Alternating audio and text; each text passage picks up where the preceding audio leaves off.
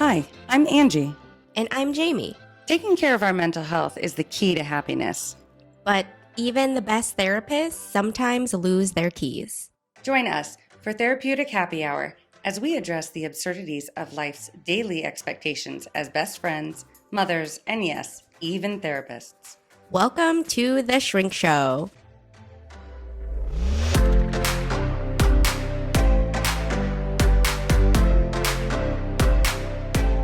Enough about me. Let's talk about you. Hi. Let's talk about friend. me, baby. Let's talk about you. Hi. No.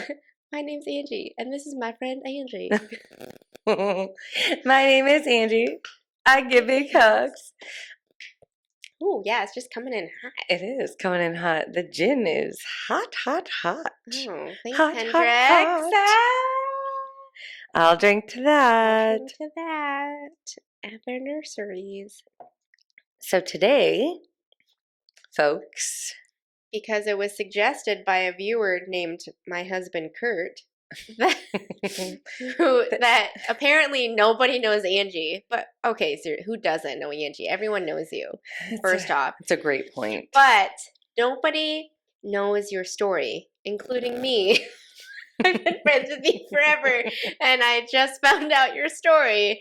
So maybe you should share. Yeah. How funny is it, though, that we come with this huge story, and truly, if you look at your own story, how many people know everything that you've experienced? Not you in particular, because obviously the viewers and listeners have literally just heard your story. But how often do the folks that we interact with regularly, whether through work or friendship, I feel like my close friends, I know their whole story. No, maybe not. There are some people who are guarded. And it wasn't even necessarily like I was guarded, but we'll get to that.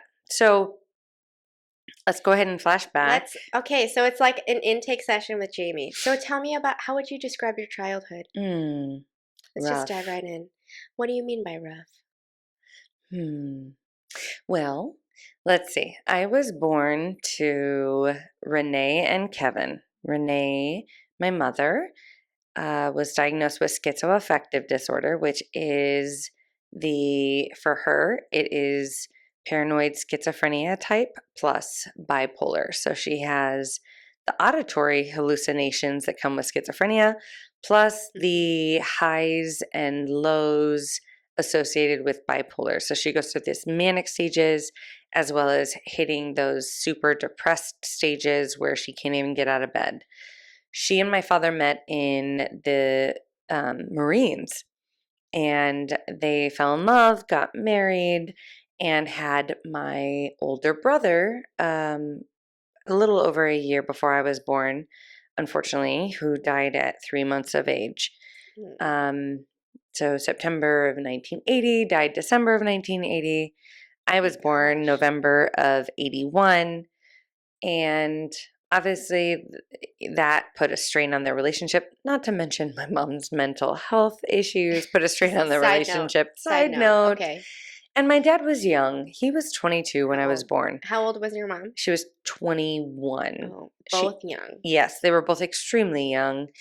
And, my mom experiencing the things that she did, and she was brilliant and gorgeous. So I'm not surprised that my dad fell for her, because she really seemed like she had everything together, until the voices came in, at which point you're like, whoop. A little questionable. Let's go ahead and... He didn't agree to have a relationship with all of them, did he?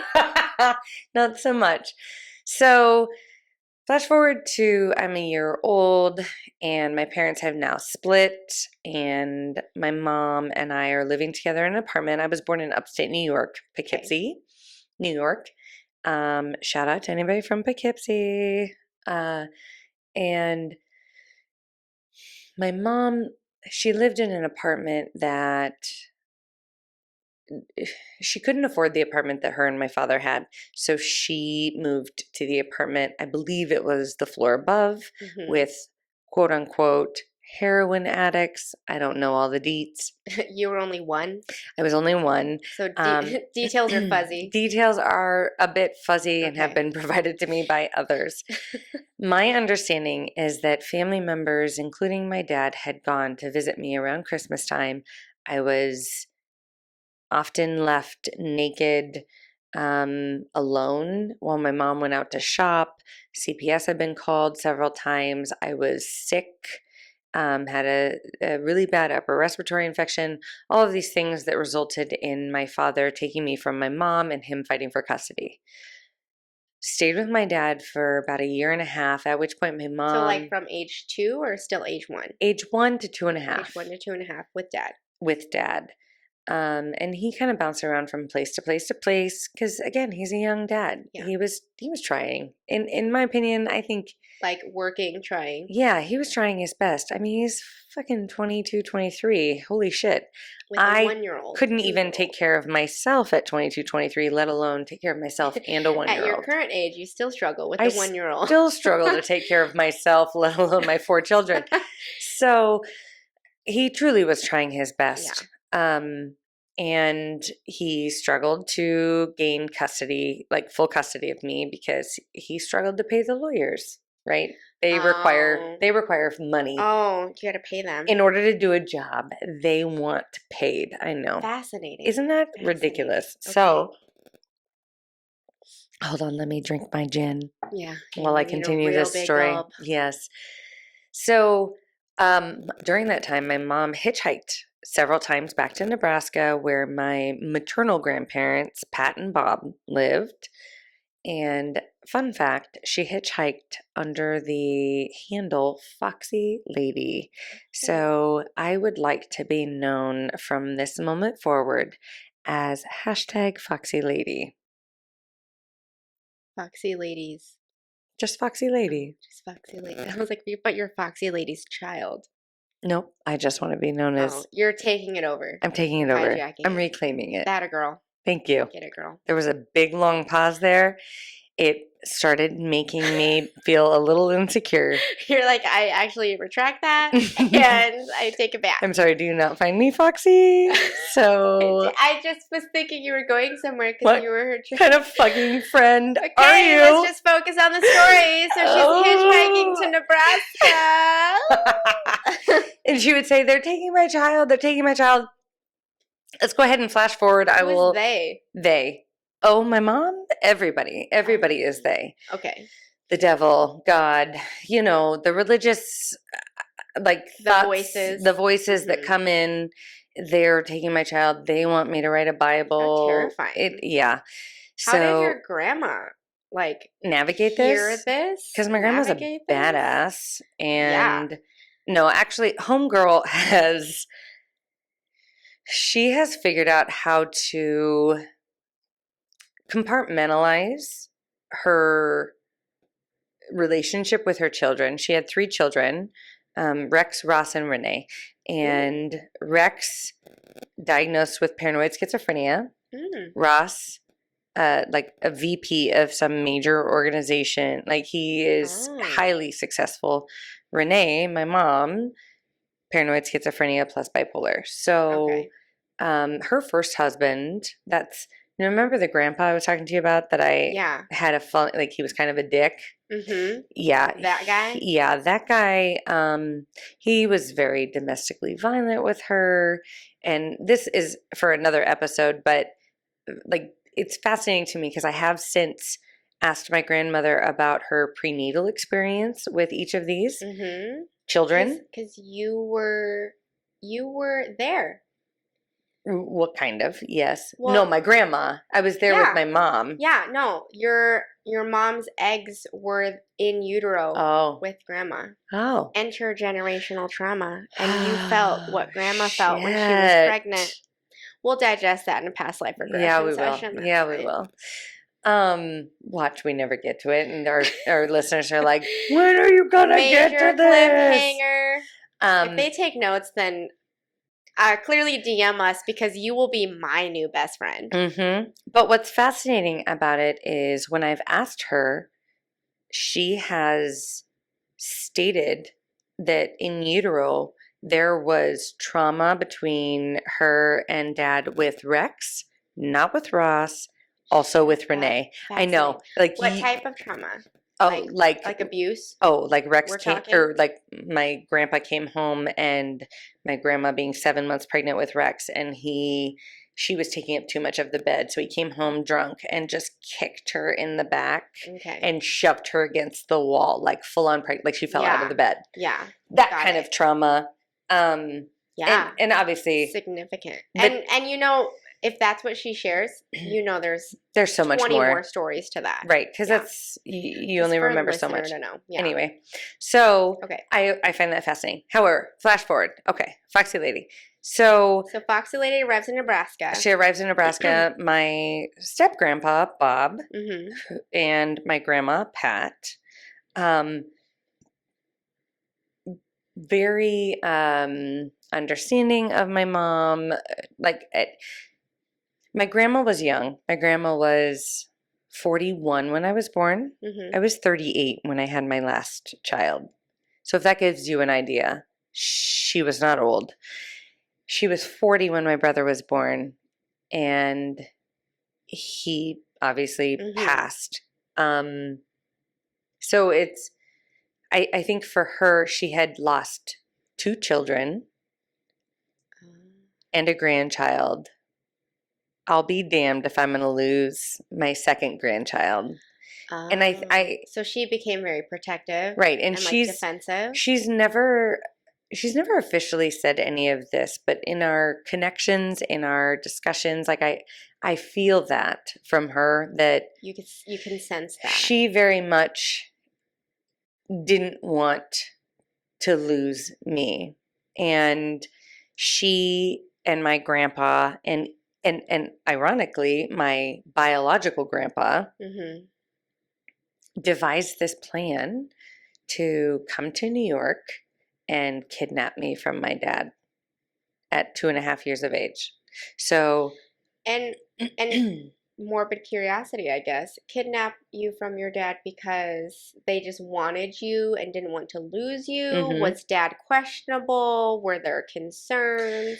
He just was young and dumb. Like, what exactly? So growing up, my grandma said, my dad was violent with my mom, and he was a drug addict, and all these things. Now, in where I'm at now, do I believe that my dad probably smoked weed? Yeah, okay. He was young.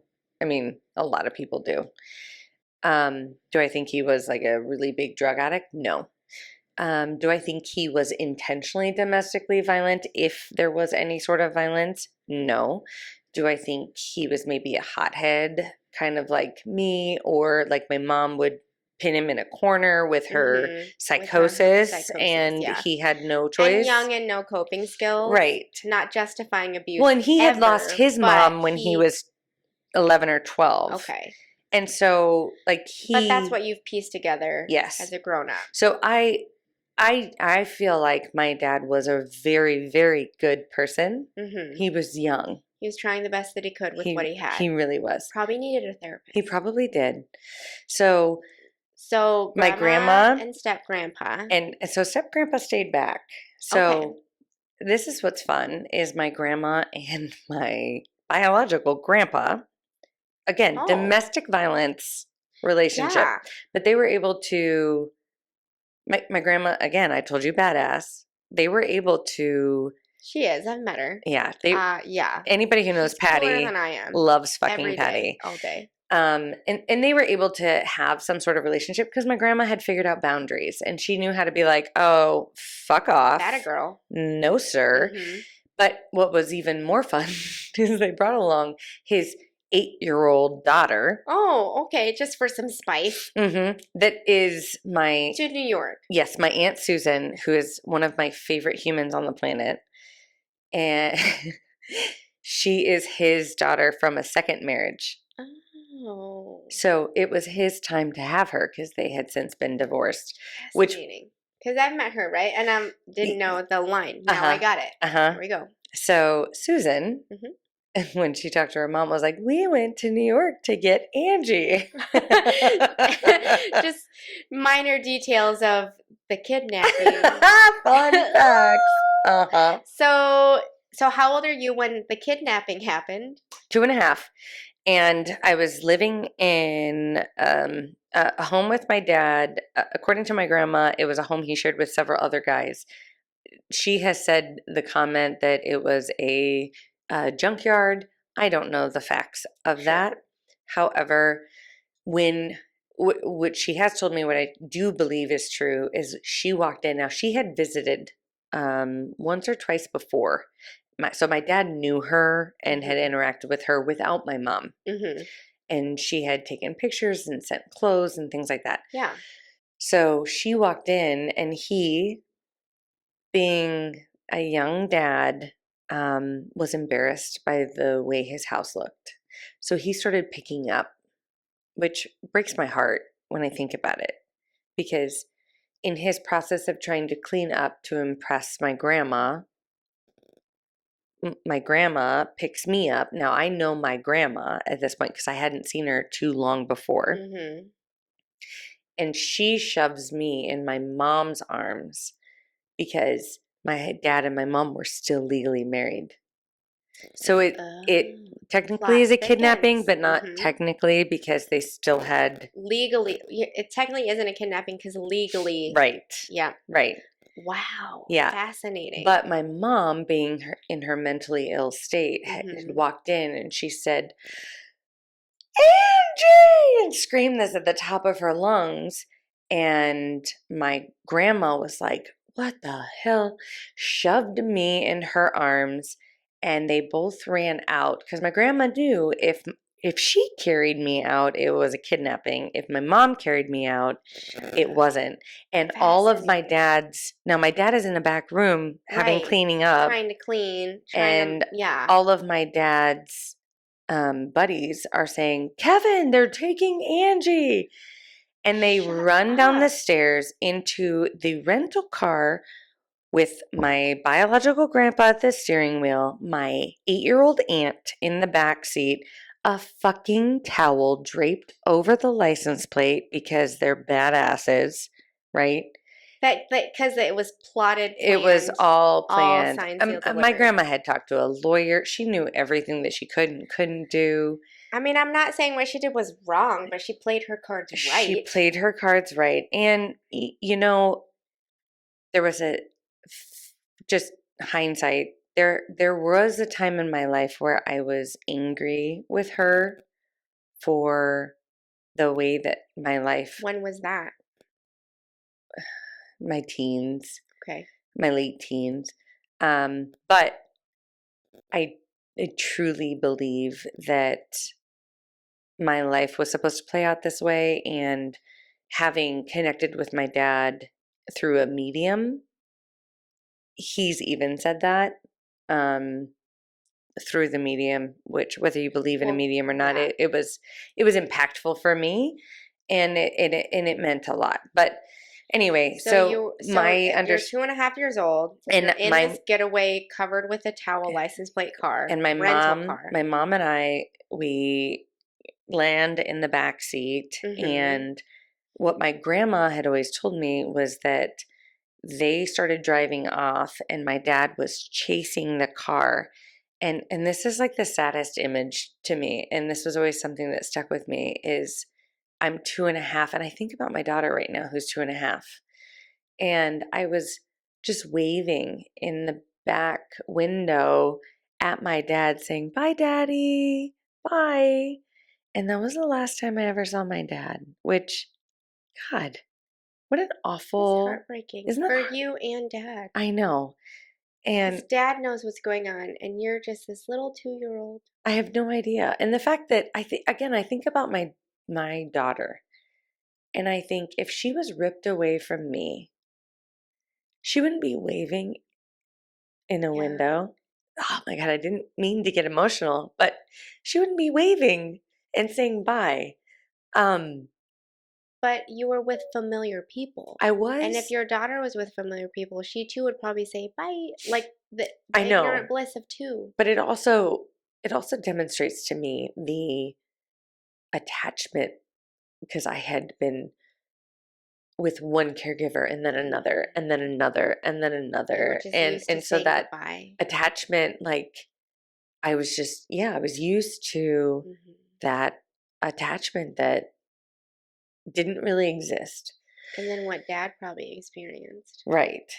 So, we'll come back to Dad. So then my life started with my mom and my grandparents, So and you're in Nebraska. I'm Like you now in headed to Nebraska. Nebraska Yep. in And Nebraska. we're in Papillion. And in Papillion, Nebraska, I am now living with my grandma Pat, my Mhm. grandpa Bob, so my Mhm. step grandpa, Mhm. and my mom. Okay. And my mom was kind of in and out of hospitals at this time. Right. Probably psychosis, Hmm. cycling, probably And inconsistent meds. officially got diagnosed with schizoaffective at this point, Okay. like around this time. And my grandma and grandpa worked really hard to create a stable environment for my mom to be able to raise me, because my grandma felt it was really important that my mom be given that chance. And I think a Okay. lot of that was for her too. She wanted my mom to be able to be a mom. Mhm. And she got my mom set up with classes at a local university. We had our own apartment. She had arranged for me to have a daycare, which was just across the field. So my mom would walk me over there to kindercare and back. And my mom could take the bus, because my mom didn't drive. She could take the bus Mhm. to and from her Oh her yeah. So Grandma got things all squared she away. really did. She worked her tail off for it. She even set up, because she knew enough about my mom to know that at 3, 4 years old, I needed to be able to care for myself in some regard. Mhm. So she had this little milk container that she would tell my mom to fill with milk, and she showed me how to do it. She showed me where my cereal was. I knew how to rewind all my tapes. At age 3? Yeah, 3 and 4. Hmm. Shut up. At Hmm. age 3 and 4, you knew how to pour yourself cereal Yeah. and watch a little tape? Yep, and Little Mermaid, oh, no, it wasn't Little Mermaid because that wasn't out. Oh, that's too bad. What Little did Mermaid was my first CD. Little Mermaid was my jam, but I have My figured out first that CD. came out in '88, I believe, Mhm. and it would have been 1984, 85. I Mm. remember watching, what is it? The Secret of Nim, which really Ooh. seems fucked up in this scenario, if you've ever seen The Secret of Nim. But at the time, was it just Well, wonderful? because NIM is NIMH, the National Institution of Mental Health. Like, Mhm. there's, anyhow, seems super fucked up. However, I was able to rewind and replay, So and you were self-sustaining I on was. a very obviously bare minimum level at Right, age 3 or 4. right. Wow. So, How, wait, does that mean you were left home alone at age 3 or no, 4? Or you no, could just do it when mom was not present maybe like in mentally bed. not there? Yeah. Yeah, mentally not I present. mean, I don't think I was left home alone, but I don't really remember a lot from those days. Probably like a normal 3 or 4 year old memory. Right. Mm. What I do remember a lot is my experiences at daycare. Okay, what do you remember? I remember eating baked beans. I remember my blankies. I remember what the room smelled like. I Mhm. remember the tables. Wow, I remember playing with the kids. you must liked it. You remembered a lot. I think I remembered it because it was safe. Yeah, Because you must felt comfortable. the truth is, in the time frame that I lived with my mom at that apartment, some of the most traumatic things happened to me during that time frame, and that was where I could allow my memory to come in. Was at daycare. Yeah. Hmm. And And as a trauma therapist, it's because your, our ability to make memories does get affected based on our stress level, based on the level of cortisol that's going on. hmm, And so if it was stressful, traumatic, you know, um, unsafe, whatever word you want to put into it, whatever was causing this high cortisol level yeah, in your brain makes it so it's difficult to retain memories. isn't that So that's fascinating? likely why it happened at home. And then you can tell me how it smelled, what you ate, what you saw, what you did Mm-hmm. at daycare, because it sounds like you felt safe. So your brain was able to retain that. Because I could sleep. So it was functioning. Like I remember nap time a lot Wow, nap time was probably wonderful for you. because I You could probably sleep. slept deeply. And I actually, have done a lot of like shamanic um, training and like soul retrieval for anybody who's familiar with that. And what's fascinating about that is I did have one memory before um, doing that, and it was. I'll come back to the soul retrieval, but I do want to talk about the one memory of when I was like 4 or 5. Oh, I don't want to say one. I have two. I have one where I was walking across the field, and these two little twin girls, and for whatever reason in my mind, they look like the Red Rum, Of course like they do. the fucking Shining twins, Yeah. right? And they flipped me off, and I remember saying, "Mom, what is that?" And I don't remember her answer, but I remember being confused why these girls were flipping me We're off. doing that, yeah. Probably because my mom was making them uncomfortable. No, in hindsight. Yeah. But then I also remember this other little boy who was like around my age, like 4 or 5, 6, and we lived on the second floor of these apartments, and he pushed me down these stairs. Now, these weren't the cushy stairs that you experience now with all the, fluff and indoors. No, these were those like hardcore metal stairs that were like outside. Oh, And I mean, outdoor like, stairs. yeah. And again, you're 3 and 4. Yeah. And I Okay. fell all the way down and I'm sobbing at the bottom. And he's laughing at the top of the stairs, obviously, because he thinks it's funny. Dick. I know. What an asshole. If But you're he's also a listening, child. right? I know. If you're listening, He's also fuck 3 or off. 4. Just kidding. I forgive you. But the reason I forgive you is because then my mom comes stomping out of our apartment and shoves him down the stairs. Now we are both crying at the bottom of the stairs. His mom comes out of her apartment and they are engaged. Like my mom and his mom are engaged in this argument that is just astronomical, like Jerry Yeah, Springer, like exploding. just, oh my goodness. And we are sobbing at the bottom of the stairs, just desperately wanting somebody to comfort us. No one does. And we look at one another and we're like, well, you want to go play? Yeah. So we go play. That is the only memory I ever had of that apartment. Wow. It wasn't until a year ago on Mother's Day, so 14 months ago. To paint a picture, I am 40 years old. At this time, I was 39 and a half. And all of a sudden, flooding my memory one night was all of these memories of sexual abuse by a family member and in that apartment at that age. And it felt as though I had just experienced it for the first time in that moment. It felt I felt all those feelings that you feel: shame, guilt, confusion. Um, I didn't know what to do with all. I was like, I feel like I'm making this up. Why the fuck would I make this up? Like Yeah. what? How could I have all these? But it was during like shamanic soul retrieval because that part of my soul went away. And again, for those of you who believe and for those of you who don't, you can just follow along to the story. But for those of you who believe, that 4-year-old like went to another planet is pretty much the best way I can describe it. Or in therapeutic terms, it's, that's when you dissociate. It's exactly what happened. And it's obviously still there because we can't erase our memories. It's still there. It happened.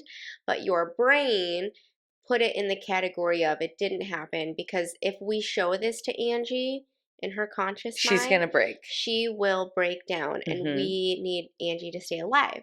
So that's why we dissociate, is to protect ourselves. Which is exactly...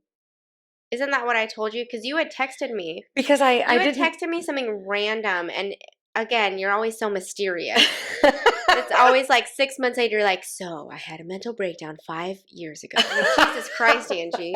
Thanks for telling me in hindsight. But you had texted me saying, hypothetically, Hypothetically. how do you would text me how do repressed memories work? And so I explained And to it you, wasn't 5 years after. It was literally I know, right after. yeah. I was trying to make sense of it. You asked me about repressed memories. I told you what I say to my therapy clients, what I believe spiritually, because sometimes there's little bits and pieces that are similar and some that are different. Mhm. But ultimately, it's very similar. It is 'Cause extremely it's the similar. brain.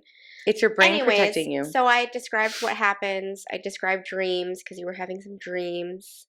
Yeah. And then what did you discover with this shamanic experience, with this So absolute memory that comes flooding back? I think the most healing part of it was when I talked to my husband about it, because I had reached out to my folks who know things for information without divulging anything. Right. 'Cause Like this hypothetical, what do repressed memories Because I thought I was mean? fucking psychotic. Like, who the fuck has these? And it was extremely visual. And I think that's the part that was, Honestly, I've had a lot of clients come with random repressed memories. and that's the part that was really So hard for normal. me was I don't know how to trust this from my 4-year-old self, right? Right.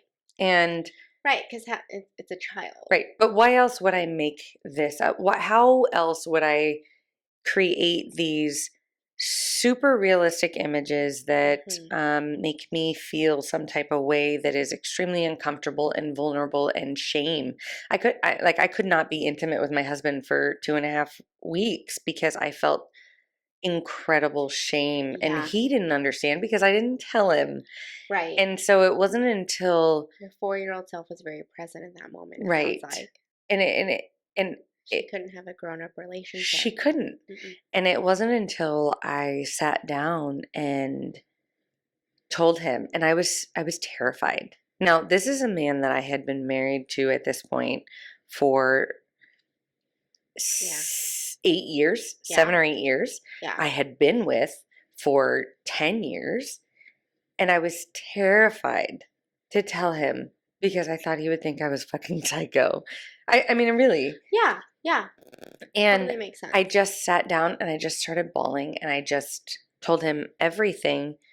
And it was in his response that I felt held and comforted. What did he say? He said, "Oh my God, I wish I could remember exactly because it's all kind of a blur, but it was something along the lines of, I'm sorry that happened."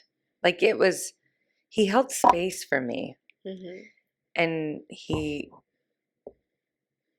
I could tell he was extremely present and he didn't doubt what I said. I think that was the biggest thing. And it wasn't necessarily his words, it was his presence.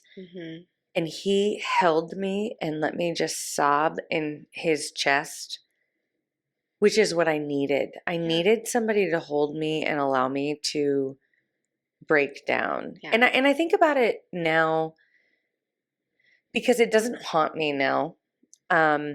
And I feel like I healed from that extremely quickly. Probably because you had done so much healing in general. And I think and that 4-year-old felt safe enough to remind you that that memory happened. Yes. That's what's the fascinating. That's a tall sign. I think I told you about, again, repressed memories. Sometimes they come back when you feel, again, your brain. Your brain needs to feel safe enough to show you this memory that did happen, but it has convinced you that it didn't happen. But I'm guessing you probably were doing well overall in life in general. Right. And then your brain said, oh, sweet, so we're going to show you this shit. We're going to fuck your shit up. I know. But it's because your brain is self-healing. It wants to heal. It wants to level out any residual feelings from the past. It just decided at this moment, we're going to show you this shit show. And truly. And girl, it's going to get real. But it sounds like you were in a place where you could process it because you did. And I'm extremely thankful. And the reason I'm thankful is from a shamanic standpoint, when your soul fragments off to protect itself, you are not whole. And I always felt like I wasn't whole, like I was missing. Mm, And I don't know how else to describe that except that I wasn't whole. yeah. I wasn't complete. I wasn't enough. And once I started that healing process and that part came into my brain, I was able to identify that I am enough. As a trauma therapist, that makes sense because that was a part of you that was missing. It was missing. And so anyhow, to go back to this apartment, what I was told is that my mom's psychosis hit an all-time low, and she had pretty much trapped her and I in this apartment for several weeks. And my grandma and grandpa couldn't get into the house because she had like deadbolted it. And they had to use bolt cutters to cut the chain in order to free me. Yeah, in order to free me from this. So it was at this point that my grandma decided, maybe we should keep Angee. Maybe mom's had her run. So, okay, so you're 4, deadbolt, then what happens? Do you move in with grandma? Yes. Okay. So grandma and grandpa now fight for custody. What's mom doing? She's still in the apartment?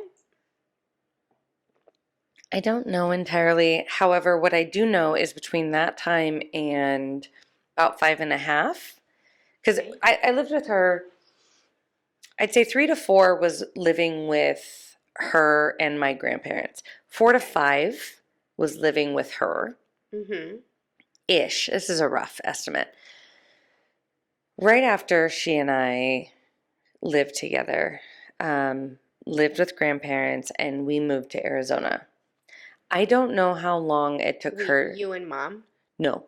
You and grandma? Grandma, grandpa, and I. You and grandma and grandpa moved to Arizona. Okay. And they had gotten guardianship of me in Nebraska. Okay. Temporary, permanent? Questionable. So it was guardianship that was permanent, but that it wasn't always recognized from state to state. So it was permanent Only guardianship in Nebraska. Okay. So they went to Arizona, and my mom met her second husband, Mike, and I don't know where they met, but I do remember I was in kindergarten, about halfway through kindergarten, and my mom came to my school. And this is where the second kidnapping happened. My mom took me from school and kept me for like a week and a half, 2 weeks away from my grandparents. So what do you remember? Mike, and I actually remember quite a bit from this experience, which is fascinating. I don't know if it's because of the age or because it was less traumatic. I don't know. Who knows? Maybe some fucking fucked up repressed memories will come up in 10 years. Who knows? I don't know. We'll work through it, girlfriend. We'll work through it. You. So what I remember is she came to pick me up and I recognized her. And so the school was like, well, that's your mom. You obviously can go with her. And I know that that's what the school thought, which is why I'm a huge advocate for I need to find out who is okay. We cannot assume. And this is like back in the 80s. It's very different than it is today. Right. I'm not saying today is the best, but. Right. So we went to an apartment. They did not have their own apartment. I remember that Mike had a motorcycle and I had to ride the motorcycle with Mike, which made me really nervous, but my mom made me. I remember taking a bath with this little boy that I didn't know because we were staying in an apartment with this blonde lady, and I think she had a spouse. I only remember her, and I remember there were at least 2 or 3 kids there. And this little boy who was around my age, and we had to take a bath together. And I remember specifically the mom and my mom said, don't splash water outside of the tub. And I remember he and I were just playing. Like we did not. You were 5. Yep. We did not intentionally try to splash water outside of the tub. But his mom came in and ripped us a new asshole, and both his mom and my mom like ripped us out of the tubs and spanked our butt. Um, I remember watching Aliens 2 for the first time. I remember like the bathroom scene with like an alien coming out of her stomach, and it scared the shit out of me. I had nightmares for years. I remember being on the top bunk, and this is a weird thing. Like all of the kids got to go to Showbiz. You remember Showbiz?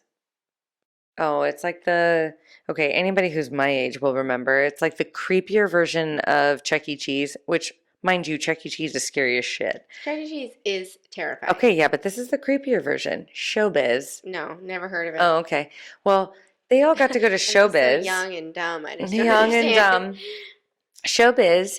I was on the top bunk, okay? I had fallen asleep on the top bunk because I wasn't allowed to go. And I can't remember why, but for whatever reason, it always stuck with me that there were too many people, and like I was one too many, or I wasn't invited or something, which also is really fucked up in this scenario. But when I think about it, I don't think I went anywhere beyond this apartment, probably because I was kidnapped. So they didn't want my picture out there. Right, I don't know. So I was on the top bunk and I had fallen asleep, and the room had two twin bunk beds. Okay. Okay, I was on the top bunk of one of them, and all these little kids came home, and one of them, my arm must have been hanging outside of the bunk, and he grabbed my arm super hard. I like legit fell out of the top bunk onto the ground. Oh my God. And I was sobbing. And I don't remember my mom comforting me. I remember another little boy comforting me, and he had gotten this heart stuffed animal. And I remember him giving me that heart stuffed animal and saying, "I'm sorry." And I crawled back up there and I went back to sleep. And I remember like I clung to that heart stuffed animal for a long time before I got rid of it. And when I think back, I think, Jesus Christ, like where the fuck was my mom in this scenario? But she wasn't anywhere. I don't know where she was. Yeah, you don't know. Um, You were supposed to be in bed. right. And so what I don't remember is a picture. Looking back, my grandma had taken me to the doctor once I had been reunited. Took me to the doctor, and I had a huge cigarette burn on my right cheek. I don't remember how that happened. Now, the way it looks like I could have just run into somebody with a cigarette, which, let's be honest, if you know me, that's very possible. But I don't. Wouldn't discount it. But I don't remember anything about that. And after that, there wasn't a ton to go down, except that I do remember being in my bedroom with my grandparents. We lived in an apartment. And I remember my mom showing up with a police officer. And now, as a grown up, I recognize my grandma told me that, the guardianship in Nebraska was not necessarily upheld in Arizona. And so my mom, therefore, did technically have the rights over me. And my grandparents feeling panicked about that, having known what had already happened. Right. But as a 5-year-old, what do you remember? I remember being in my bedroom, and I had like a sliding glass door in my bedroom, and my grandma telling me to be quiet and to not look out the window. And, she was trying really hard to distract me. And I saw out the window my mom and a police officer, and I said, "That's Mom!" And I said it really loud, and I ran over to the door, and my grandma was like, "Shit!" and yanked me back. And I don't know how we got out of that moment, but what I do know is we then pretty much packed up everything and ran back to Nebraska, where it was safe. Grandma and Grandpa. And Grandpa. Wow. Because they were terrified in Arizona if I was Mom could have taken you. Right. And now I have recordings of my grandma talking to my mom when she was in Arizona shortly after. In these recordings, she's talking about demon bodies taking over the body of her dad and her brothers and So she this was not mentally well. That's no, what you and know. the sun going down in Arizona and all these things that are dangerous. However, legally in Arizona, she technically would have had the right to me. Mm-hmm. So my grandparents So fled. grandma knew I need Hmm. to go where my rights are recognized. Yeah. Okay. So she's back. So you're 5'6" now, back in Nebraska? Yeah, 5.5. It was, well, Yeah. maybe 6. I don't know. Halfway through first grade. Okay. So yeah, that's closer to 6. Yeah. Oh, I would have, Five, oops. 6. I would have been 6 at this Yeah. point because my birthday's in November. Mm-hmm. So, yeah, it would have been around 6-ish, Mm-hmm. is when we fled back. And from 6 to teenage years, I mean, things were fairly stable. Yeah. Mom Where's came, mom? she came and went. She would make empty promises. She would say So grandma and grandpa were like the they stable were the grown-ups of stable. your life? Yep. And mom would say, I'm gonna do this and do that. And then she would never show up. What was that Or like for you? she would show up randomly with a boyfriend that I never knew and like want me to call him daddy. And it was just weird. It was uncomfortable. It was very uncomfortable. Again, kind of those recordings. I have a recording of I'm 8 years old and my mom is talking to me and she's pretty much telling me that I'm not happy where I'm at and I'm not safe there and to tell her that I want to come live with her. Say you want to come So live with she's like mom. telling you what to say on Right. the phone with her. Right. Come And you're at grandma's. right. And she's like, "Say you want to come live with me. Don't you want to come live with your mom?" And there was this really long pause from me Yeah. as an 8-year old, and I'm like, no, Yeah, you said it just like that, like with a question mark. because I don't want to hurt her feelings, Because you're an empathetic child. and I love her, but I Mm-hmm. don't feel safe with But you her. don't feel safe. And I don't even understand all of the reasons why I don't feel safe with her because I don't have all of those memories. Right. Which is also fascinating. But I just my gut. But your gut tells you, things were unstable when I was with you. Like I just don't feel safe with you. And she embarrassed me. I remember one time I was around 7 or 8. I think I was 7 actually, and I had a girlfriend over. We lived at a lake. My mom had shown up randomly with this guy that I'd never met, and she was very off her rocker. And I could tell. I can always tell when my mom is off. And she had said, I like your swimsuit. And just making conversation, Mm-hmm. I said, oh, yeah, it's not my favorite one, but it's okay. At that moment, my mom proceeded to try to take off my swimsuit in front of my friend and her boyfriend, whom I've never met And you're until like this 8? moment. I'm like 7 or 8. 7 or 8. She tries to Wow, take that's off my like, swimsuit and says, well, then just take it off, Angee. And I said, no, no, it's okay. And I'm trying to be polite. Like, no, it's okay. We'll just leave it on. It's fine. I already have it on. And she's like, no, if you don't like it, take it off.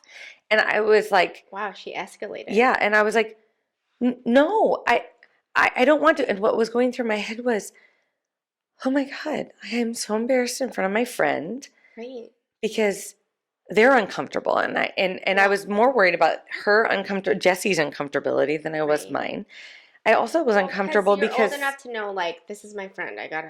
This is what I do. well Quit being weird. and my mom, I knew how to deal with her weirdness, but what I had learned up to this point is that the world didn't know how to deal with her.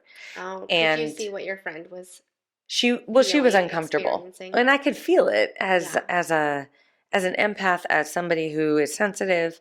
I just I learned how to deal with the world based on how the world interacted with me and my mother. And the way that they always interacted with my mother was with this uncomfortability of, I don't know how to handle that. So I'm either going to judge it or I'm going to run from it or I'm going to aggressively attack it. And it, it's like that fight, flight, or freeze. And for a lot of my friends, because that they're close to me, Mm-hmm. they would freeze because they trusted me to handle that moment. And I didn't want them to feel the uncomfortability that I had felt or that anybody else would feel. I also didn't know Joey for shit. And I'm like, I don't want to be a naked 7 or 8 year old in front of this stranger, this strange man that I don't know. Right. Appropriate, right? So Normal reaction. she continued Objectively on normal. this path, and it ironically, it was Joey that stepped in and said, Renee, and he grabbed her hand and he said, I think she's okay. Let's go ahead and just let's let her wear that swimsuit. And my mom then started engaging in him. And that's the biggest thing with my mom is once you can distract her from that focus, you're all right. And I remember thinking in that moment, you're all right, bud. Thank you for saving me. Because a lot of her boyfriends, her other boyfriends probably they didn't know what to do with it. or they were just as mentally ill, or they did not have didn't the know how to capacity respond. to. Well, because that's holding a lot. That's holding space and not humiliating her in front of a clearly kind of awkward situation. Right. So, Joey, if you're listening, hats off to you. Thank you for that moment. Yeah. Because it could have gone down super awkward. Mm-hmm.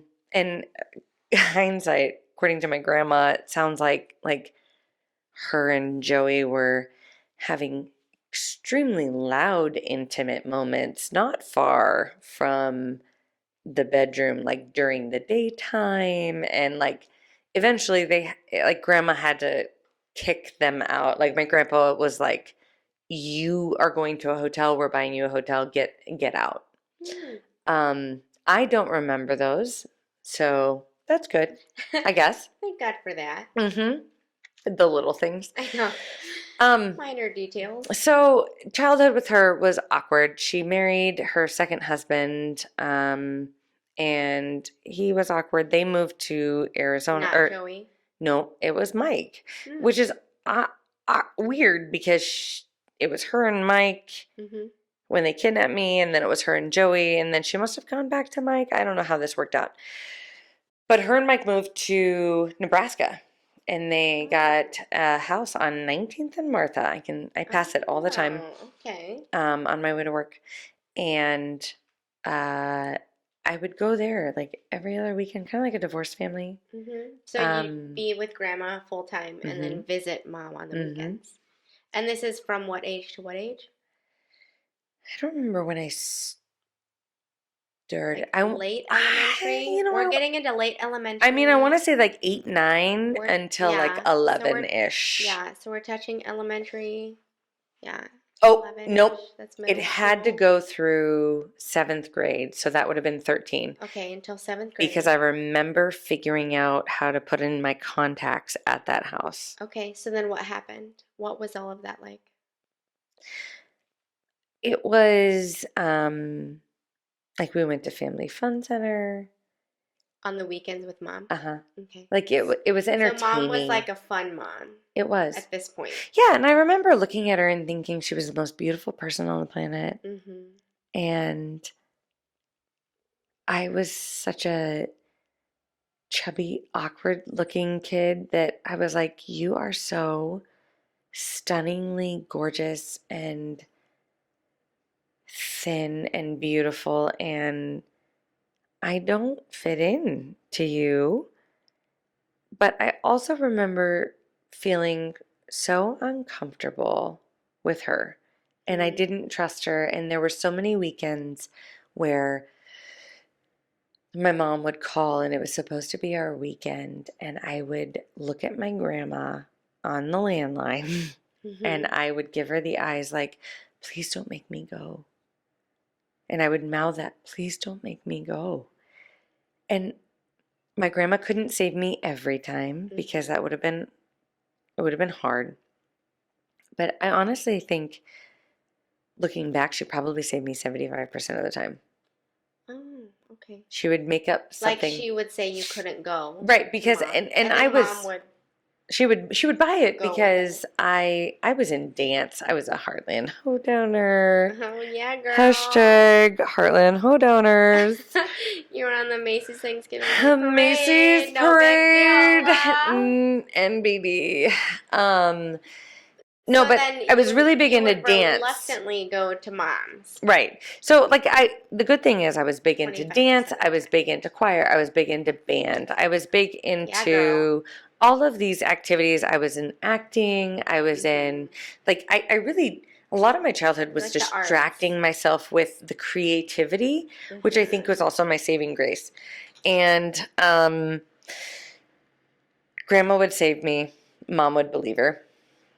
14, 15-ish, I was like, well, maybe I could move in with mom because, at that point it was like mom no longer lived with Mike and mom would go and buy my girlfriends and I wine coolers and we could smoke cigarettes. So mom was convenient. Oh, hells yeah. And as a teenager wanting whatever the fuck 14, I wanted. 15, yeah. Yeah. So how did grandma process that? Grandma didn't know. She didn't know until later, but she didn't necessarily know. It wasn't until in that time frame, I had to clean with my grandma several of my mom's apartments because what always happened was my mom would go on her manic highs and stay awake for 2 to 3 weeks. What that looks like was there would be soda cans all over. There would be cigarette butts literally everywhere. Like the kitchen tabletop would no longer be a tabletop. It would be an ashtray. Cigarette butts put out all over. Soda cans, trash everywhere. And then she would hit her 2-week low, at which point she wouldn't even get out of bed to poop or pee. Like everything would be in her bed, and or on the ground. She would also vomit her meds. She would vomit everything. It was cleaning these places, especially as like a 14, 15-year-old is it was difficult and like the feelings I felt like I was pissed. Like fuck you. Like I'm so fucking sick of dealing with you and your shit and your inability to be present for me and your inability to be attentive to anything I fucking need. It's like you just take, and you make all these empty promises and then you're not fucking there. And when you're literally cleaning her up. And I'm literally cleaning up your shit. Like that, it was just, and she had a bunch of birds at this time, so we had to rehome these birds, and it was just crap. Messy. So then, at 13, my dad had sent me a birthday card. Had he been Zero. in touch? Okay. 0. At 13, none. Birthday card. Out of the blue. But I had communication with my Nana, his grandmother. Oh. Throughout my life. Okay. So I never so the fact that I had communication with her, I always assumed he chose to not have communication with me because that makes sense, right? In your logical brain. Did you find out? So at 13, he sent me a card, said, I don't want to uproot you from your grandparents. I hear you have a really great life. I'd just love to have a relationship with you. If so, here's my contact information. I look forward to it. Right? Wow. Yeah. It was very appropriate. I still have that card. I, at that time, was pissed. And I was like, well, fucking took you 11 years to communicate with me. I guess I'll hear from you when I'm fucking 24, dick. Like, I was so angry. That's how you respond. Right. Like, in your head. In my mind. Yeah. Because I didn't know all of the backstory. All I knew was 2.5 was the last time I had seen him. I waved, bye, Daddy. And then you randomly get this card. And then he never communicated. Yeah. I didn't know the deets, right? So. And you're kind of a disgruntled teen anyway. I'm already pissed off at my life. You're literally cleaning your mom's shit. And I feel like I am a piece of shit because obviously the two people that are supposed to love you in your life don't. Right. The two people who are supposed to be there for everything aren't. And so I carry this burden of there's something wrong with me. There has to be something inherently wrong with me. Otherwise, they would be here. So that's the baggage that I lug everywhere I go, in every interaction, whether I realize it or not. So at 14, 3 months before my 15th birthday, I am just starting my freshman year, and I decide, you know what, Dad, I'm going to write you a letter. So I write him a letter, and in my letter, I'm like, hey, BT Dubs, I made show choir, I made, I'm in the band, I'm in drama, I'm in acting, all these things. I'm excited about my future. I'd love to initiate a relationship. Let's do it. It was August. I asked my grandma to find the card. She couldn't find the card, and then we both kind of got sidetracked and lost track of time. I turned 15 in November, so August I wrote the letter. November I turned 15. December he died. I didn't find out that he died until January. And Grandma sat me down and told me that he had died, and I said, fly me there now. I know he's dead, but I want to touch him. I just want to touch him. Like, really, I wanted to hear his voice. I wanted to see his mannerisms to see if I got anything from him. But at that moment, I didn't have that option. I was like, I just want to touch him, please. And she said, I'm sorry, sweetheart. He died a month ago. And that moment was my fuck everything. I don't give a flying fuck. I've lost it all. I give up on life. And in the short year and a half to follow, I did every drug that was presented to me. I ran away. I skipped school. I attempted suicide twice. I assaulted my grandmother. I like like all of my grades started failing. I dropped out of everything. Like I seriously, I just You derailed. I derailed hard, fast. And I remember thinking at 16, because my mom started showing signs of her mental illness at 16. And I remember saying to myself, well, if I'm going to go out like my mom, fuck it, I'll go out with a bang. I'm going to have fun on the way down. And I did not care. I didn't care about anything or anyone. I just went. You had made that decision. Like you.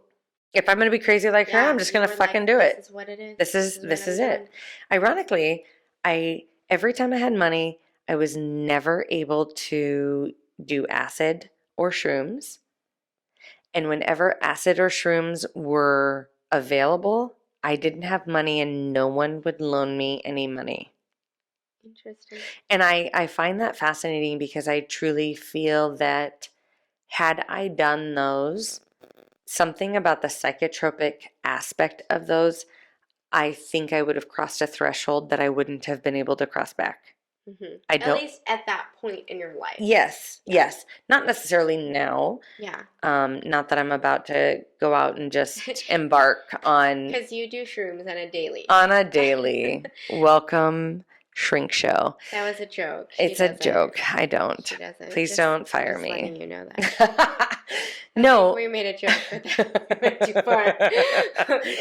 No, but I think at that time frame, But at that age, yeah. I agree. Yeah. So. Well, you just weren't at the mental state. No, obviously. I was do a ton fully of ready to embrace all that crazy had for me. Yeah, you were just going for it. I was like I have nothing to live for. Fuck it. Which is why, people who have endured so much loss and trauma, I'm always so fascinated that they are still able to have this hope.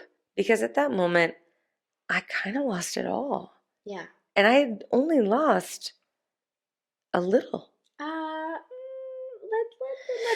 Let's put a pin in that and really backtrack. You lost a lot at a very young age, and then it kept perpetually getting worse every year thereafter. Well, I'm not saying it was perfect, and I'm not saying it was shit, but I'm saying you had a lot of loss, a lot of change, of not only setting, but grown-up caretaker, literally since birth. Yeah. So That's just fair. exhale there a minute Thank you. Thank and you. take for it what it is, because Thank you.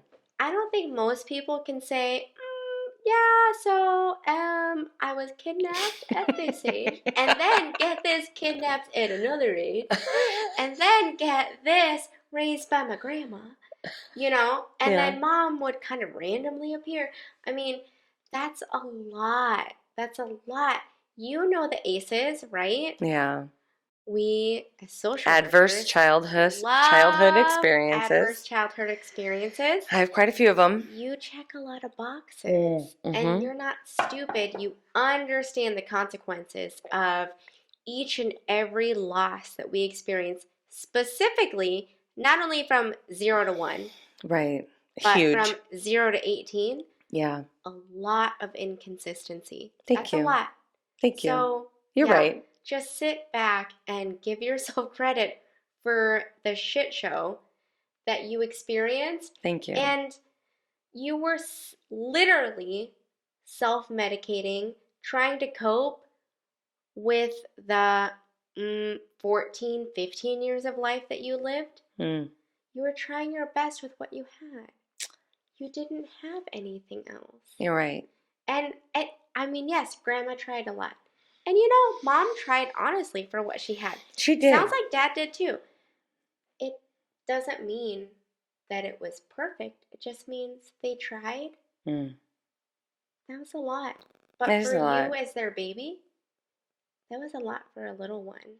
It was. You're right. And I think also going through it by myself, I was always so angry at my brother. I was like, why the fuck did you die, dick? Shut the fuck up. No, I was. I was Okay, always. wait. Let's pause right there. So you knew about brother I knew about him. throughout life? Oh, all throughout in my general. life. Uh-huh. So you were pissed at him even in your teenage years? No, I was pissed at him all growing up because But that's fascinating. I would cry. I would cry at night because I would feel overwhelmed. I didn't know what to do with my mom, and I didn't have anyone to talk to because what I ran into was if I tried talking to my friends, it made them uncomfortable or they felt... You weren't friends with therapists at that time. I wasn't, in your life. which is probably why I have navigated that direction. No, but it made them uncomfortable or they had their own shit because, you're drawn to folks that are also dealing with heavy shit. Yeah. And they would look to me. I was the natural healer. Yeah, you were taking care of everyone. I'm guessing your friends at that age were like me just now as a grown-up finding out your fucking life story. In which they were like, oh, I literally didn't know Angee was going through that because she never told us. I shit you She not. was busy cleaning up our shit. One of my best friends growing up, Gloria Otto, sorry to name drop, but not sorry. I reconnected recently. Once I started talking about my mom's and I's story, I reconnected with my friends Maggie and Gloria, and I sent them both the same message. And I said, hey, how did I talk about my mom growing up? What did you gather from my mom growing up? Blah, blah, blah. Similar things. Because I wanted to have an insight. Maggie, who, flash forward, had really, she somehow had been involved in so much of it and had visited me at rehab, had stayed with me at my mom's at the apartment. She and I are the ones who drank wine coolers. Sorry, Maggie's mom, Mary. But, she and I really experienced a lot of that together. Gloria, on the other hand, also who had been around from first grade on, shit you not, legit message was like, I didn't know anything about your mom. I had just assumed she had died. Holy shit. I didn't fucking talk about my mom. Oh, good. I'm glad you withheld this information At from other people. all. At all. I know. And in my whole spiel, when I talk about my mom, I recognize and I say, one of the biggest things is as a kid, you learn about the world through the eyes of how the world interacts with your loved ones. Mm-hmm. And from an extremely young age, I saw the world be extremely uncomfortable with my mom. Mm.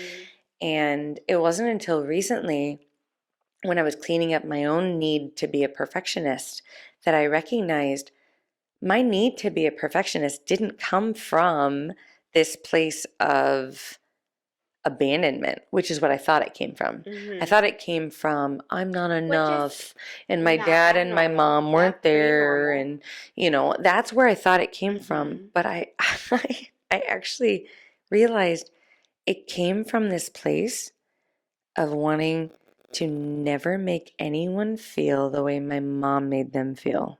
So you're trying to avoid any feeling that your mom created. I didn't want to make anyone You uncomfortable. didn't want to make anyone feel that way. And if I made you uncomfortable, that made me feel like I was my mom. Mm-hmm. And And you don't want to feel like your mom. and I felt shame.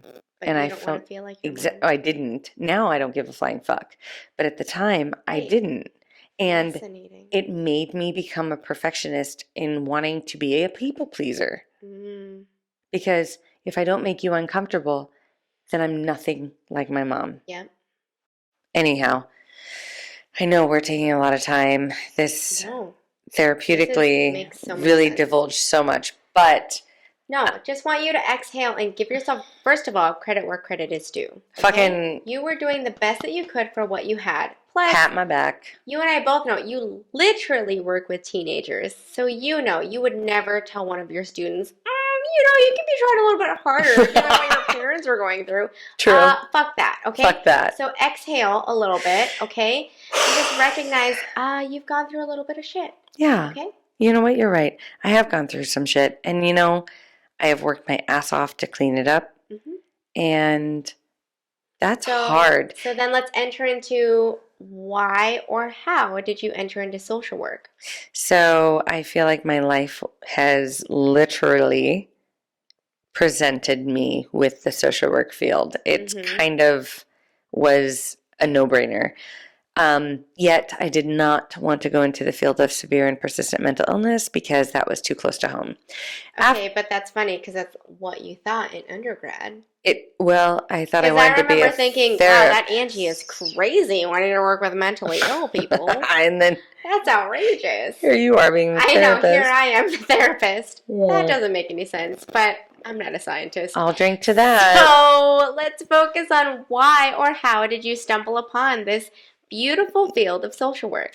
So actually what ended up happening was I had, long story short, once my grandma caught on to my drug use, she took me to rehab, where, Good job, Grandma. Yeah, good How are job. you, Pat? And it was complete shocker. She said, "We're going here to check out this facility for your mom." Uh-huh. Fucking shit you not. She tricked me. And then Oh, what a as bitch. we're walking into love the you, ER Pat. in Lincoln, she can't hear you. She's hard of hearing. She can hear me. I know she can. I'm talking to you, Pat. As we're walking into the ER in Lincoln, You're like, I'm going to save my mom. That's exactly what I'm thinking. And homegirl is genius. She let me go out the night. What I'm hearing is Pat's a liar. Pat is a motherfucking bad ass woman that Also I can a liar, that I can but in a good way. only I will accept it. strive to be. Truth be told, she let me go out the night before. She's like, yeah, girl, you go buck wild. And also, I did. You're going to rehab tomorrow. And I had no idea. And I did 2 lines of crank, a line of coke, smoked weed. Nickel for how many times? I've never done that. Right. 0%. Yeah. And drank alcohol, all of this shit. I didn't Wow, sleep. you're such a rebel. I hadn't even slept. I just wanted to feel numb. I didn't want to feel my life. Those drugs. Yeah. And we're driving, and she's like, "Let's check out this facility for your mom. Don't forget to get up." Oh, she's a liar. I love you, Pat. And so we get to Lincoln, and we're walking in, and she goes, "By the way, we're not here for your mom. we're here for you. What? You're Did you gonna punch her in the face? you're gonna take a drug test. And I was Shut like, the fuck door. oh Did you hit her or cry? my God, I did neither. I played the badass. I don't fucking care. There's nothing that's gonna happen. I got nothing to hide. As you're wearing big sunglasses and you're still high. Fucking. I remember sitting in this room with the counselor person and the quote unquote therapist. fucking therapist and my grandma and I. And the therapist says, your drug test reveals blah, blah, blah. It's and like Maury. In fact, Mhm. you are the on father. drugs. In fact, you did all the drugs last night. And I remember sitting there, calm as a fucking cucumber. Internally, wait. How old are you? I'm 16. Internally, I wanted to scream. I am shaking in my boots. I want to start bawling. So then what happens? I say, well, yeah, I just tried them. Oh, that was a good argument. Thank you. I'm actually proud of the effort. Thank you. I'm an intelligent person. Yeah. I was trying. Also, you're a liar. I am a liar. Not anymore. I was. I was saving myself. Face. I was protecting myself. So you weren't ready to admit. Right. And they continued with it, and I was like, I just fucking tried them. I told you that. Oh God, you sound like a 16-year-old. This makes me uncomfortable. Yeah. And then they threw me into the psych unit for 6 days. I bet that was a fun 6 days. It was because when they asked it on a scale from 0 to 10, how suicidal am I? And I was like, fucking 10. Negative 14. So it was about 2-3 days in where I realized if I say I'm suicidal, they don't let me go outside. Oh, you had to learn how to play the game. I learned how to play the game. I am intelligent. So I said I wasn't, which at the end of the day, I really did not want to take my own life.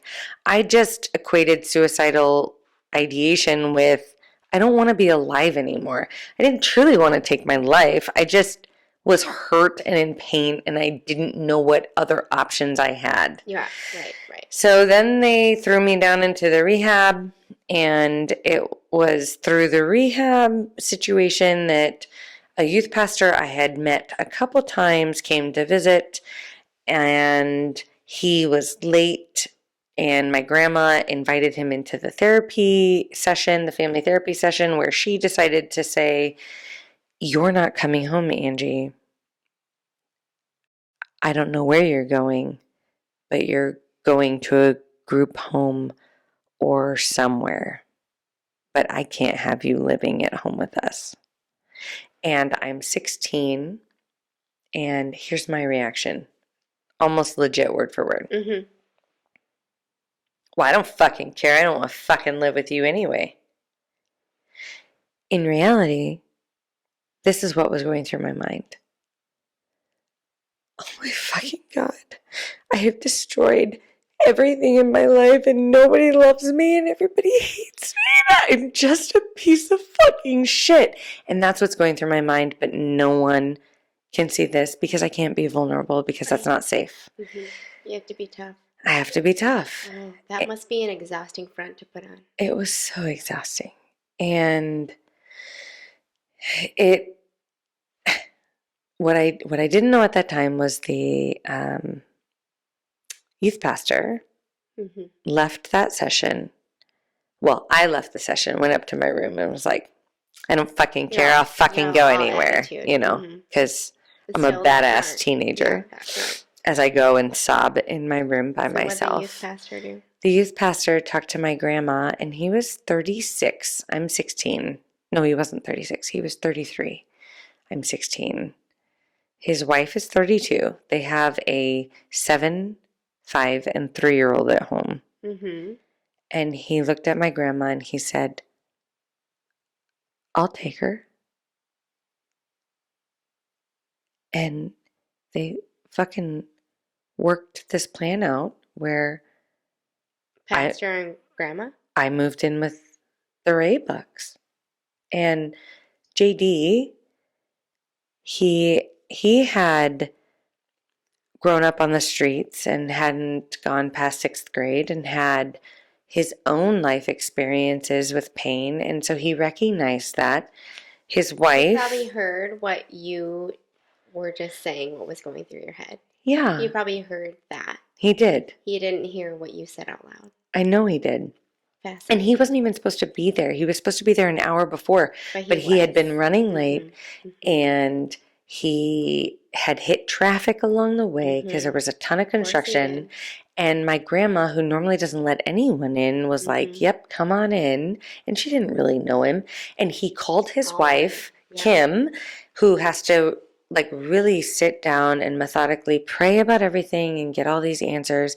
And he called her and he said, hey, sweetheart, just agreed to take a 16-year-old drug addict into our home. No big deal.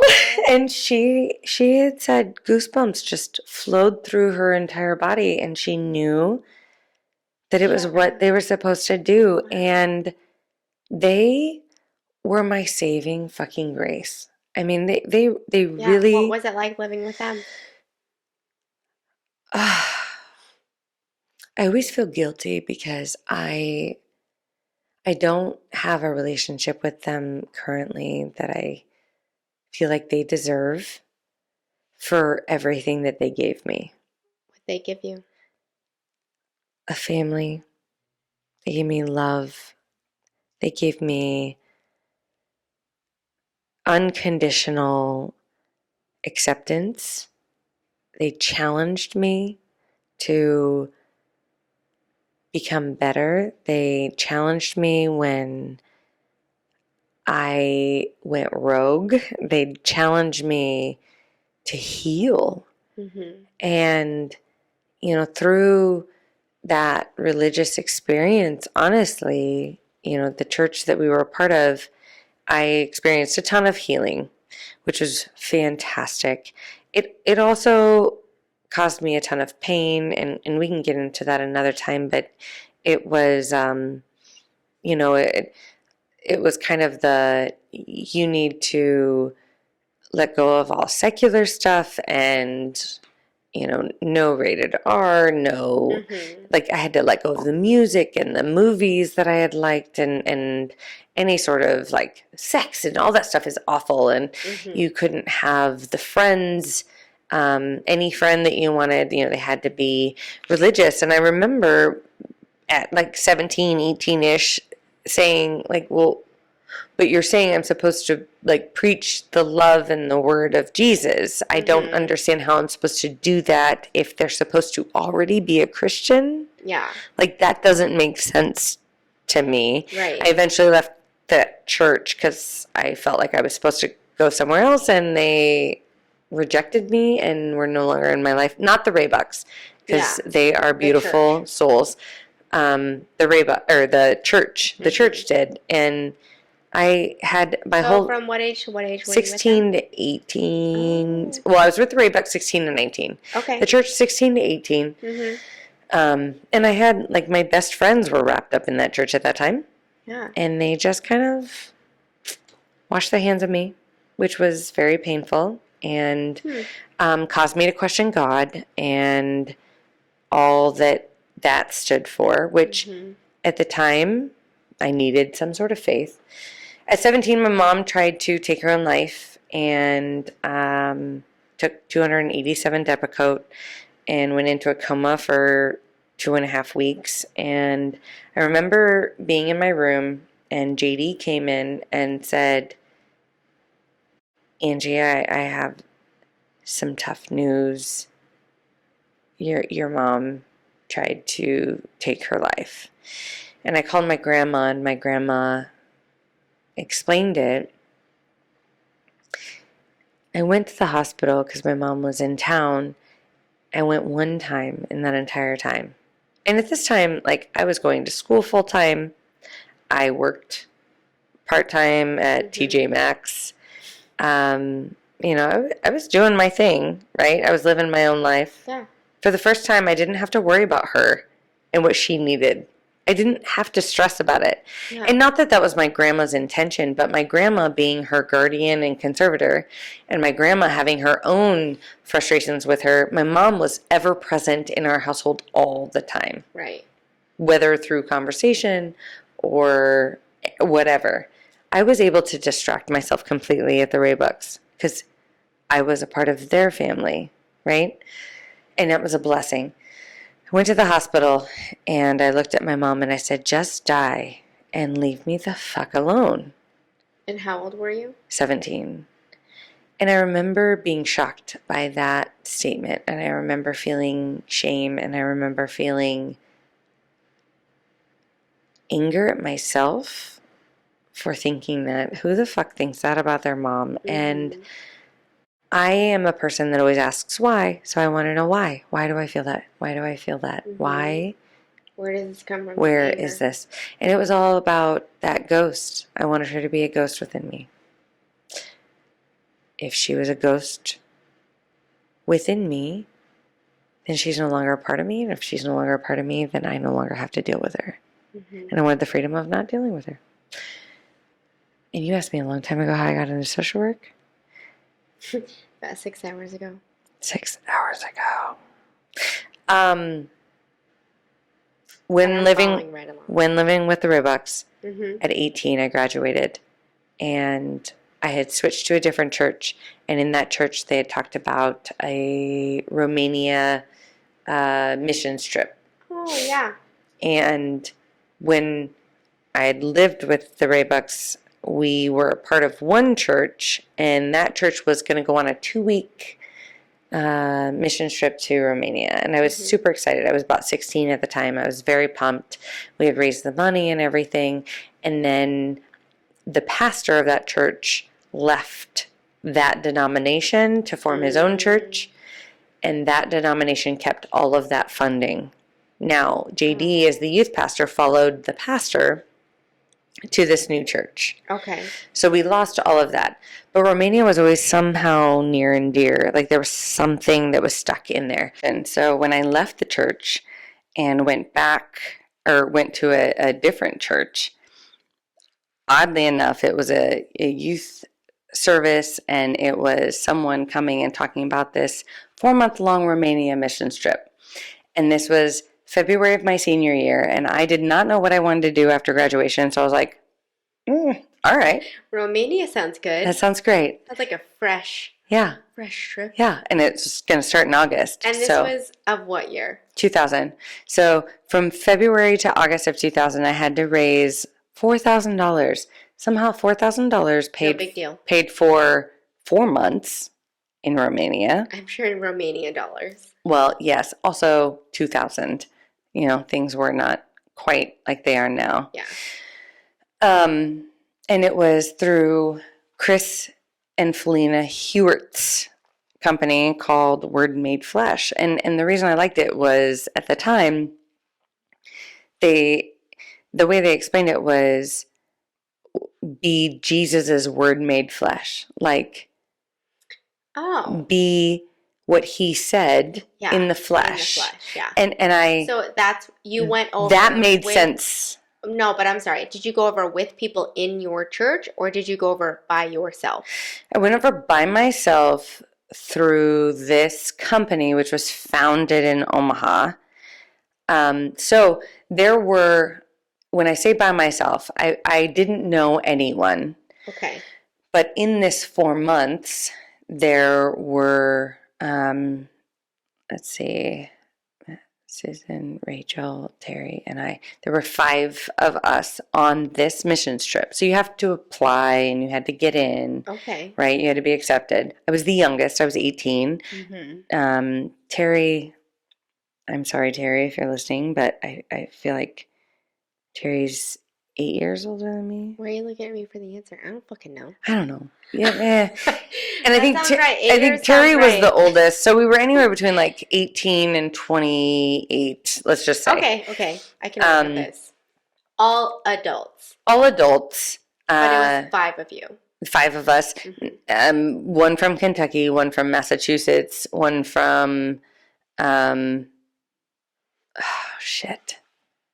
Susan, where were you from? I don't remember where Susan was from. I feel awful. Geography. She lives in, I think she lives in Washington now. Maybe she was from Ohio, Indiana. I can't fucking know. Are you just listing off states? I don't know. You're just a liar. Alabama, Alaska, Arizona, I know. Arkansas, I've California, heard it from a song. Colorado, Connecticut. Terry was from Omaha. So I remember feeling comfortable because Terry and I had met prior knowing that we were both going on this trip. Okay. So I went on this trip. What was the intention of the trip was to work with street children. In the flesh. Yeah, and to work with street. Yeah, Jesus in the flesh, and to work with street children. You were Jesus in the flesh. I was Jesus. I had to be Jesus. I thought so. Not far off from my Uncle Rex or my mom's viewpoint. Hey, wayo. Let's get back into the grandiose.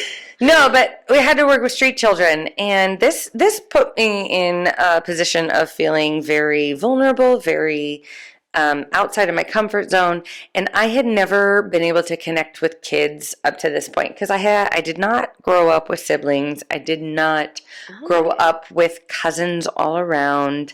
I did not grow up around children. You grew up taking care of your mom. I did. And I grew up with my grandmother around my great-grandmother and all of the elderly folks around her. So I was very accustomed to adults. Yeah, I did not know how to interact with children. Okay.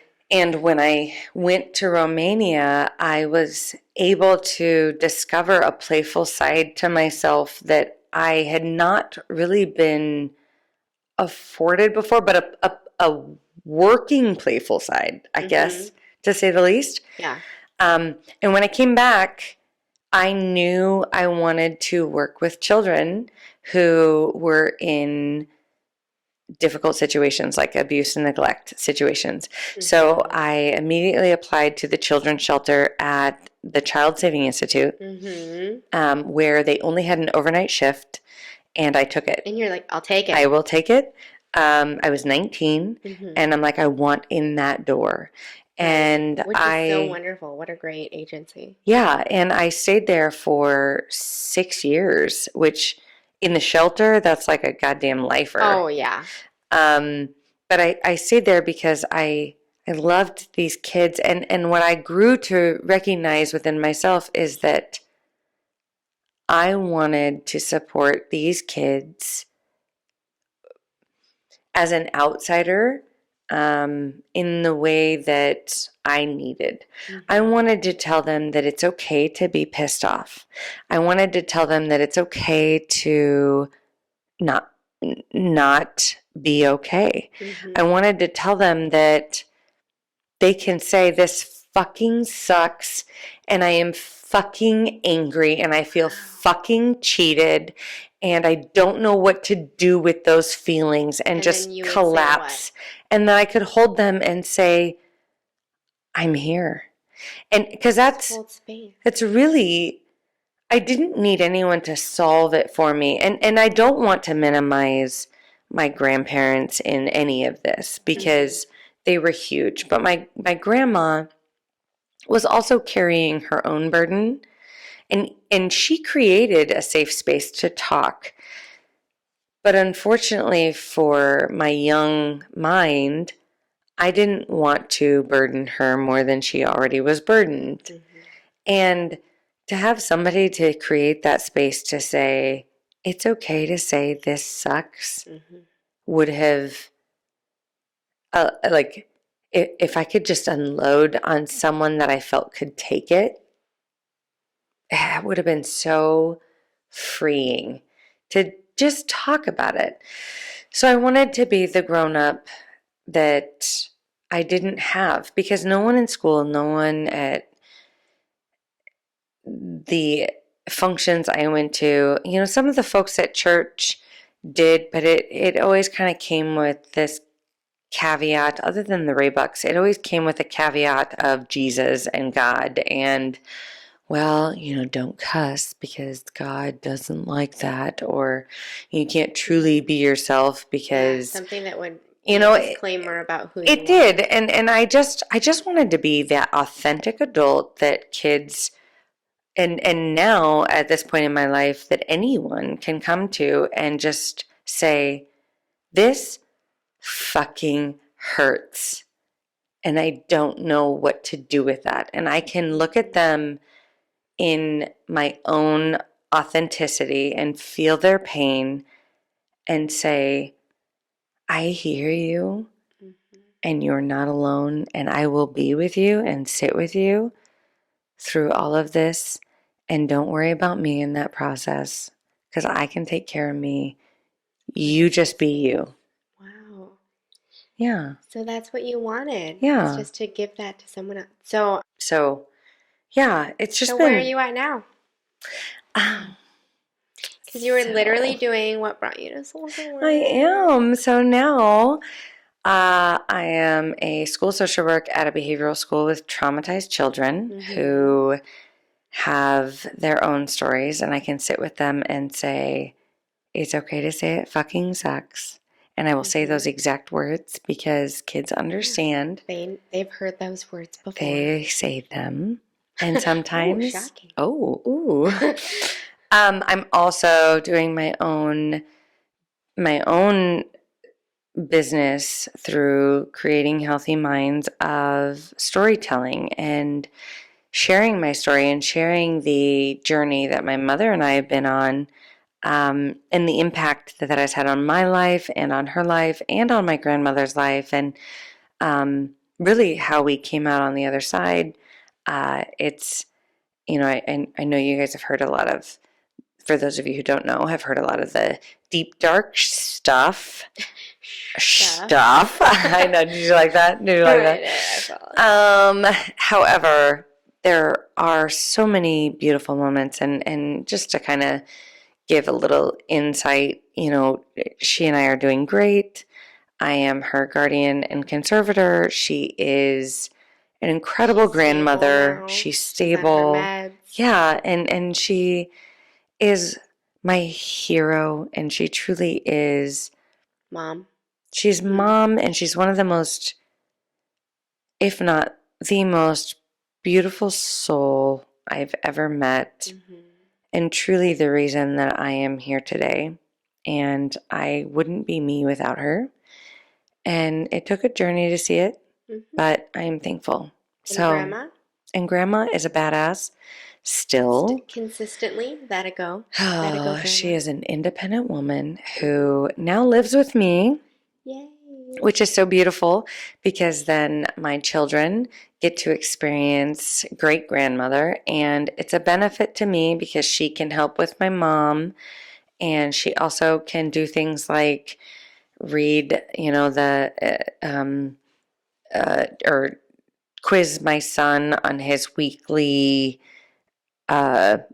spelling test and read to my kids and all those things that, like, sometimes as a working mom we lose track of. Like, there really is such a gift in that generational living that there's a challenge too, but I feel like the gift outweighs the challenge, and the relationship that my kids have with my grandmother is something that I will always cherish. My son Finn will come home from school and grab the things out of his backpack and won't talk to me. He'll just go straight into Grandma's room and tell her all of the things that he did at school. And I'm like, well, okay, I guess I'll hear about him later, maybe. I don't know. But from Grandma.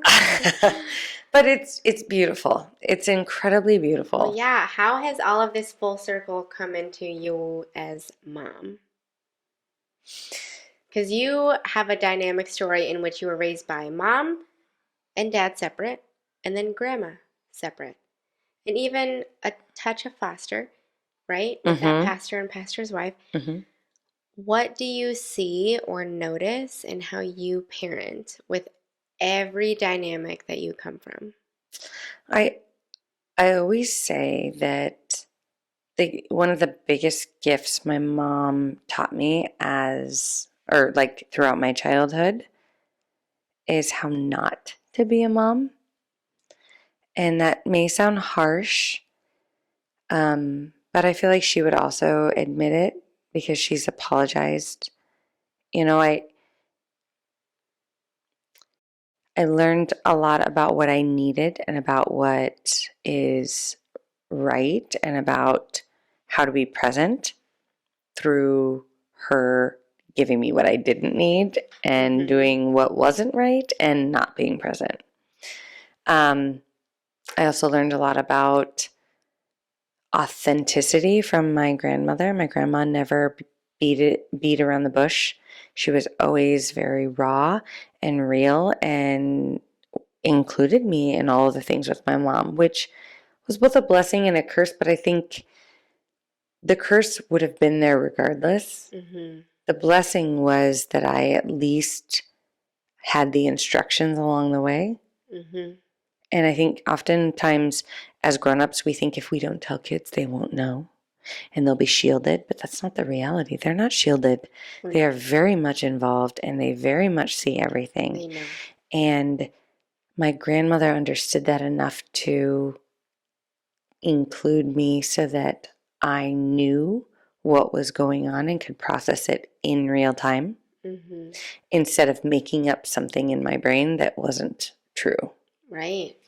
She told you the truth rather than try to shield you. And I so much value that. And I think that's how I operate as a person, as a colleague, as a friend, as a mom. Like I don't beat around the bush with my kids. You know, a vagina is a vagina, a penis is a penis, death is death.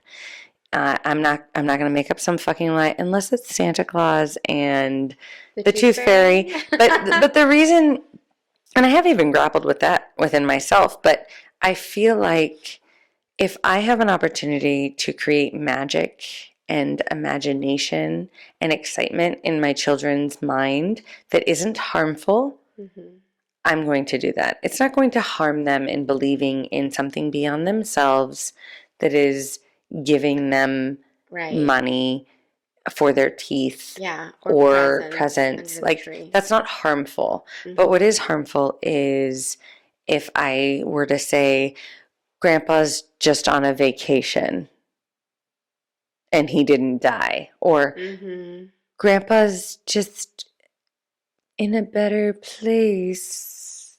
I mean, yeah, that might be the truth, but he's also dead.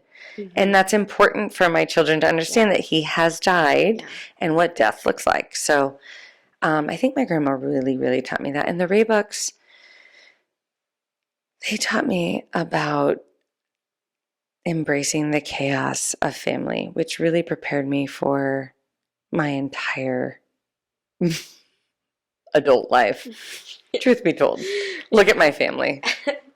That sounds about right. That's your family's motto. And I think that's part of the guilt that I feel that of not maintaining that relationship. But I hope at the end of the day that they always know, and if they happen to be listening, which I would be honored if they were, that they have been such an incredible gift in my life. And I will never, ever be able to fully repay them for all that they have gifted me, even without knowing it, you know?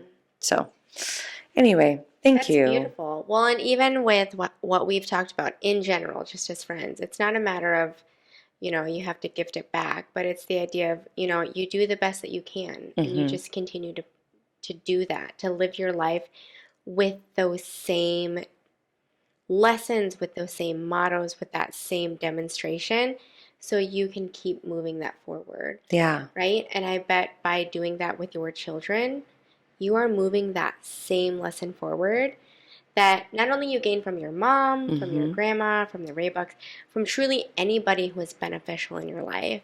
Boom, and healing generational trauma. Beautiful. Yeah, girl. Doing it every day, all day. But beautiful. Thank you. Your story is dynamic and fascinating, and I can't believe I just heard it for the first time when you did your storytelling on your goddamn presentation a few months ago. But that's neither here nor there. Not holding a grudge, still holding a grudge, but that's okay. I love you. We're still friends, but I'm glad that we're you friends. learned all the harsh lessons. Yeah. Because when we first met, I always were like, oh my God, you were the social worker who knows her shit, has done that shit. Props. The good thing is, You did a I lot am of the cleaning queen up along the of way. fake it till you make it. Yeah, So, you lied to me this whole time. hence the reason people on this podcast may think that I know what the fuck I'm talking about. She doesn't know what the fuck she's talking about. I am the brains of this operation. You 100% are. That's 0% truth, but Props. that's neither here nor there. Thank you for hearing me. I know this was really long. I'm sorry. No, don't be sorry. I love you, and I love your story. Thank you. And shut up. All right. Never apologize for who you are. Okay. All right. Thank you. Bye. If you think we're cool, Or even if you don't, please like or subscribe so you'll stay up to date on all things The Shrink Show. Feel free to follow us on Instagram, Twitter, or Facebook at The Shrink Show. You can also visit our website at theshrinkshowpodcast.com to check out some of our merch, submit your episode topic requests, tell us a funny story, or even donate money or gin to the cause. Thank you for choosing to spend a portion of your life with us. And remember, don't take yourself too seriously. Life is all a giant shrink show.